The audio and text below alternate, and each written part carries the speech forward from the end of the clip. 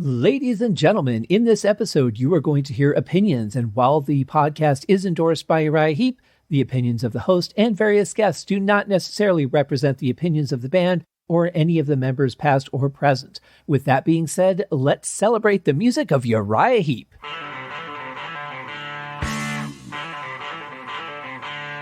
Welcome to Uriah Heep, the Magician's Podcast.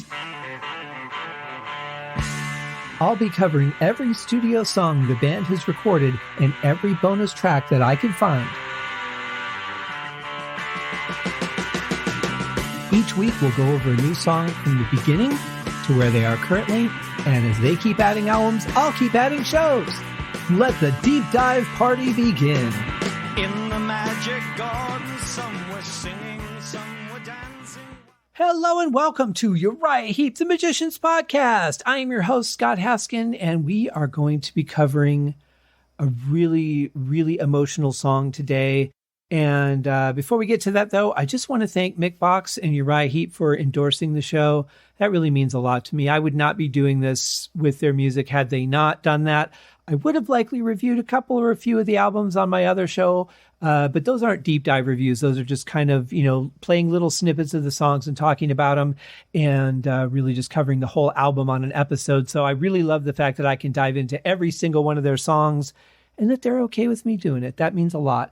Our song today is one that I am very familiar with. It is called Come Back to Me. This is a song that I would imagine just about everyone on the planet can identify with.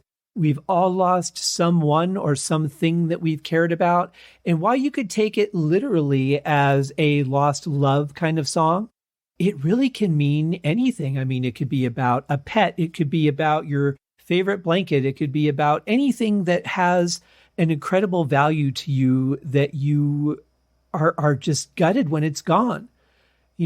Typically we think of a person because that's the thing that we have the strongest connection to, or maybe a pet. But for the most part, that's where our mind is going to go. But I think that you can take the concept of it and really equate it to just about anything. You could get really ridiculous and be like, yeah, but there was this cardboard box that I used to keep my stuff in. And that's getting a little bit like you should probably see a therapist. But most things I think that would be understandable that you could have a strong connection to, whether it be a live thing or an inanimate object. And for the purpose of the song, I'm pretty sure the intent was a person, but maybe not. Sometimes you don't know what is behind the vocals until you ask them or they tell you or they say it in an interview or something somewhere. But I don't know. So I'm going to assume for the purpose of the podcast that he is singing about a long lost love. And it's just a beautiful song. I mean, right off the bat, you know that you're about to take an emotional journey because of the way the guitars are. They flow so nicely. And I'm going to play it here in a second, but just even going into the song, you kind of know what feeling you're in for. You're in for a gut wrenching journey. You got to deal with this. You got to say it. You got to get it out of your system because it's just too much to handle. So here by Uriah Heep is Come Back to Me from Fallen Angel.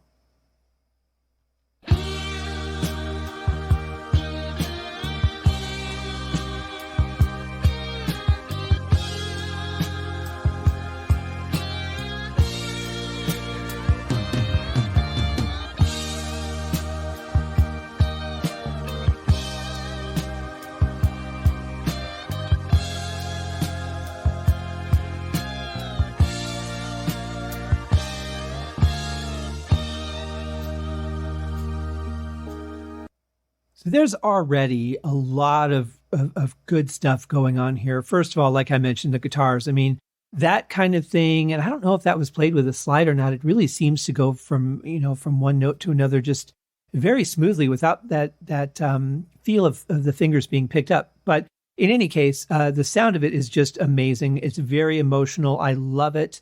That's the first thing that drew me into the song from the first time I heard it was, wow, that's killer. I really love it. Obviously, we have a very solid drum performance here by Lee Kerslake. Really, on a song like this, that's what you need. You don't need a lot of fills. You don't need a lot of, craziness, a lot of, triplets and things on the ride. You don't need any of that. You really just need something simple and straightforward that's going to anchor this song to the ground and just let the emotion carry you through the song. But on a different note, bass, however, always bridges that gap, especially in Heep, between the rhythmic and the melodic. And I really love what he's playing here. This is so far my favorite Trevor Boulder performance. This song, really, the bass brings out that depth when it's playing in the higher registers. Then when it goes down while the guitars are going up, it feels like it's bringing me back down again. Like I'm trying to get lifted up, and here's the bass just saying, no, you're not ready. I absolutely love the performance there. And then behind the lead guitars, we have another guitar in the background. It's not really that perceptible, but you feel it. It's really just kind of filling things in, just doing some light picking, and it just has really a more of an atmospheric feel to it, but it's really, really nice. And we're about to hear another passionate John Lawton vocal. Alone again, I feel so alone again, with this emptiness I just can't hide. Picture me with a broken heart, see the tears run down my face. Now, those kind of fills on the drums are great because they're sort of the connective tissue, right? They help us build a bridge from one part into another. They kind of let us know that there's going to be a change or a separation. And in a song like this, they're absolutely needed in those spots. What I was referring to earlier was more like, during the vocal sections and that. We really don't need the drums to get crazy. We don't need a lot of percussion or anything like that. We just need it to carry us along. And really, those are the kind of fills that just connect. And they're very, very well played here. I think, from a creative side, they don't sound like much, but the most important thing is that they fit the song. And I think in this case, every one of them, he absolutely nails. I also did forget to mention that there is a synth and an organ playing in the song as well. You really hear that synth when you're coming out of the opening into that first verse. And then you hear the organ really when it's just dialing down to the verse being played. But they're nice fillers too. They're a nice accompaniment to the other instruments that we're hearing. This is a tough song for me because I've a really big connection to it. And it's something that no matter how many times I hear it, and I've heard this song a lot, it just reaches right through my rib cage and grabs my heart. It's just that powerful. And for me, I don't want to say I'm jaded because I really don't think I am when it comes to music. But I really feel like there are not a lot of songs that could do that to me. There are certainly some, but not a lot. And this one does it every time.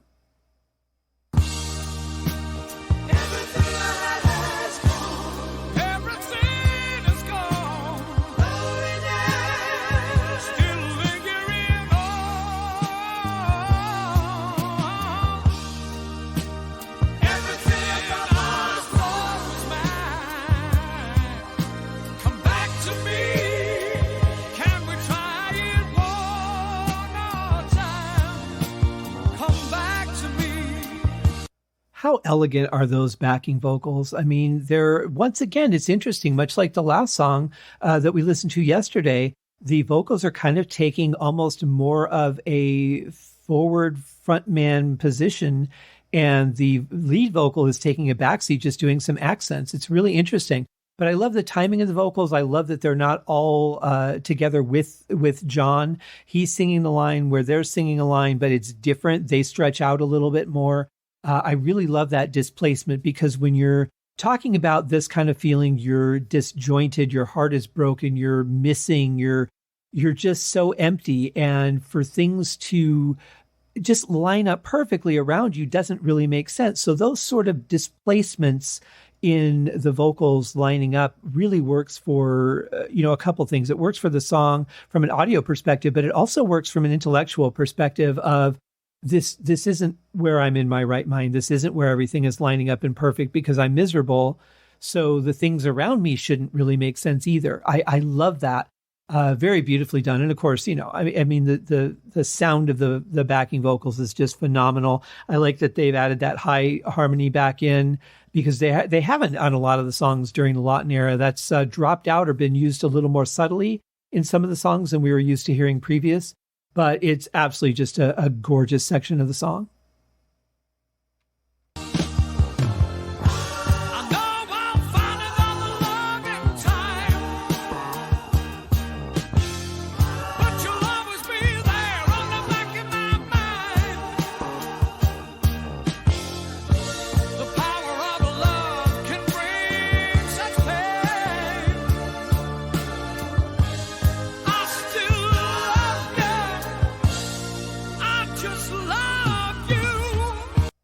I've mentioned in so many of these songs about what a great singer John Lawton is and how he just sings with so much passion and power.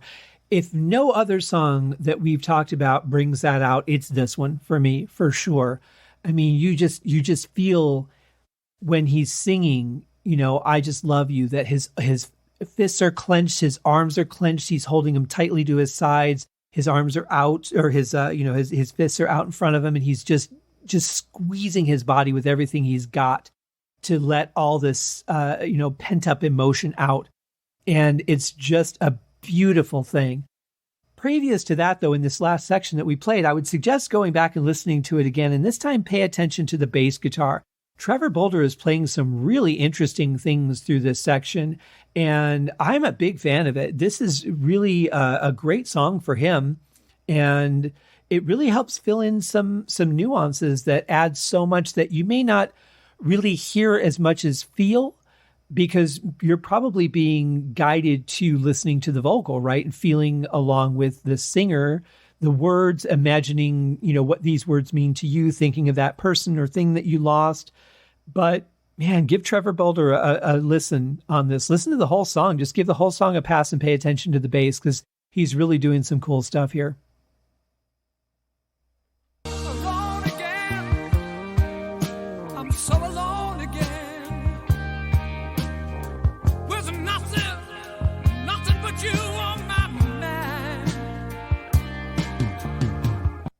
They say there's beauty in simplicity, and I think this song is a perfect example of that. Just listen to what the guitars are doing. They're very simple notes, but they really fill in the sound field and make this song sound so thick and full when it's really just a very simple thing that's going on, that if you don't, have the effects, if you're not panning things properly, would not sound very, very rich at all. But the way that they've done it is just very masterful, I think. Can't you see what you've done to my life? What can I do to win you back again? Oh, yeah. Everything is gone. Loneliness still lingering on. Everything I lost is mine. Back to me. Oh, can we try it one more time? Now, in that section, you could really hear the synth that's playing over the top of it. You don't necessarily notice it, but you might pick it out here or there in different spots where there's just a breath in the music. But it really does add so much thickness and an elegance, I think, to it, just because of the particular octave that they're playing in. If you play it too high, it just sounds too obvious. If you play it too low, it just sounds like you're trying to thicken things up. But right that spot that Ken picked to play that note is absolutely perfect. Beautiful addition. And of course, carrying emotional vocals like that, a nice stringy sounding patch, which whether it's a regular string or like a synthesized string, synthesonic, that's not even a word. Just making up things here on the show, guys. But that sort of synthesized string sound can be really good too. And even though, these are early synthesizers, I mean, we're still talking 1978 here. And yeah, we had a lot of synths in the 80s. Things really did start to come in with the British New Wave music. But we're still talking a lot of early developed synths. So it's not like what we have now, where my string patch on one of my synths does not sound that much different than an actual orchestral string. It's kind of frightening in a way, but thinking about the time, I mean, the sound is really good. It just fits this so perfectly. Come back to me. Come back to me.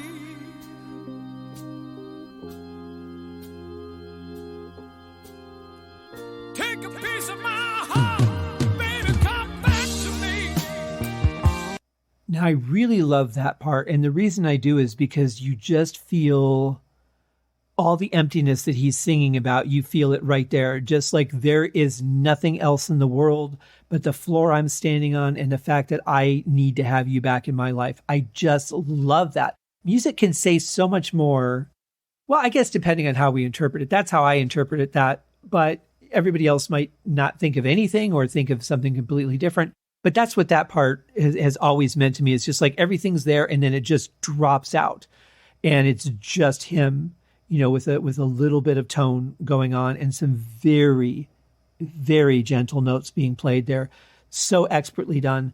But now the line was "Take a Piece of My Heart Now, Baby." I'm pretty sure that the version that I had on the anthology was an edited down version, because those words did not appear in the song as I recall. It just went to "Don't You Know That I Love You, Babe," which I think is going to be coming up on the next pass. So I think it was just an edited down version that appeared on the anthology.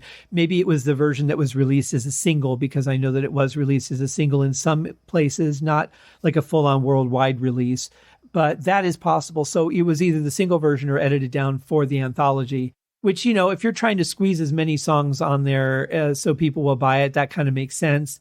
And if you're not, familiar with some of the songs and you're buying an anthology, you might not know any different anyway. But every time I hear this part in this version of it, it kind of feels a little bit weird to me because I'm expecting it to go right to the other lyric.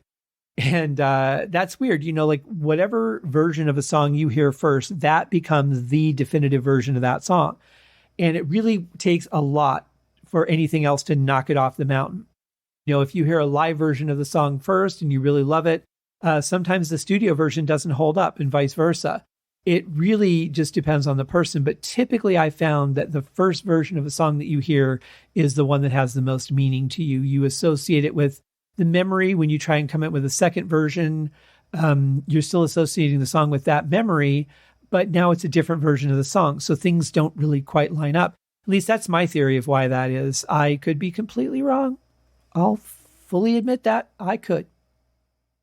Come back to me.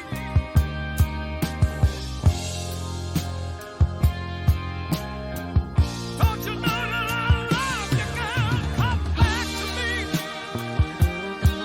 Come running back to me.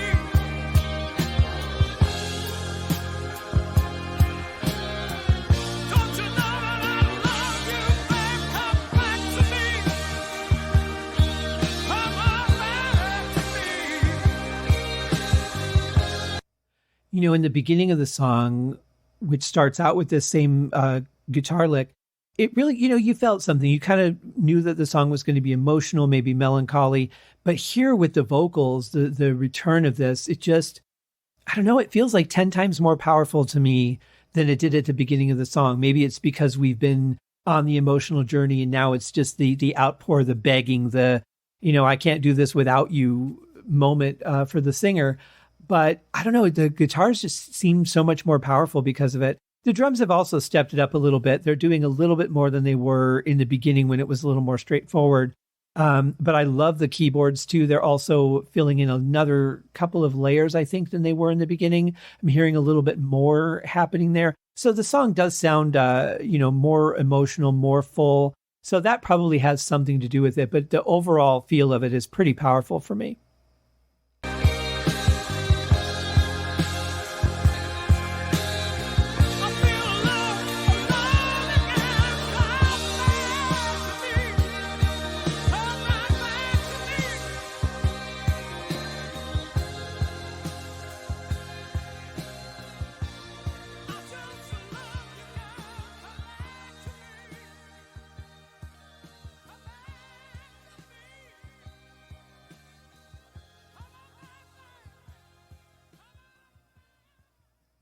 Yeah, just a beautiful song. I love the contrast with the bass guitar through that last section, especially. Just a magical thing. And we need songs like this. We need songs that when we're feeling over emotional, that will help us let it out, that will help us know that we're not the only ones that have ever felt this way. This is normal. It's okay. It's healthy. And it's a great way to just, let the song carry you away, cry, scream, shout, whatever you got to do. And it's always there for you when you need it. I think the trouble happens when people start to depend on songs like these, when they're the only ones they listen to, and it's just one, gut-wrenching song after another, and you don't pull yourself out of it. I've always wondered if there was, any kind of study that could be done for people that say listen to, older country music, the more sad stuff, not the, hey, I'm going to go move to California and get me some gold. But the, hey, we lost our house, this horrible thing is happening, like a lot of older country music was. I've always wondered if there is or has been a study done on something like that has, if you don't start listening to something happy, you're going to slip into a deep depression kind of thing. So these songs are really good to listen to in those moments. They're good to listen to when you're perfectly happy. But, I would say limit how many of these songs that you listen to one after another, because you've got to start the healing at some point. If you're using a song like this to feel better, that's fine. Just, at some point you got to stop hitting replay and move on to something else. And fortunately, you've got a whole great album of songs to listen to here alone, let alone the other 23 albums that Uriah Heep's done and the one on the way. So thank you guys for joining me for this very special song. For some people, it might just be an album track. For some people, they might just not like the fact that, it's a radio commercially playable song. Some people might not like songs that let out this kind of emotion. For me, I love a song like this every once in a while. And I think this is just so masterfully done. Well done, absolutely everybody. And we will see you guys on Thursday for another episode of The Magicians Podcast. Cheers. Thank you for joining me on this episode of Uriah Heep, The Magicians Podcast. If you have enjoyed this show, please consider going over to Apple Podcasts or your favorite podcast outlet, leaving a rating or a review. Be sure to subscribe to make sure that you are notified when new episodes are available.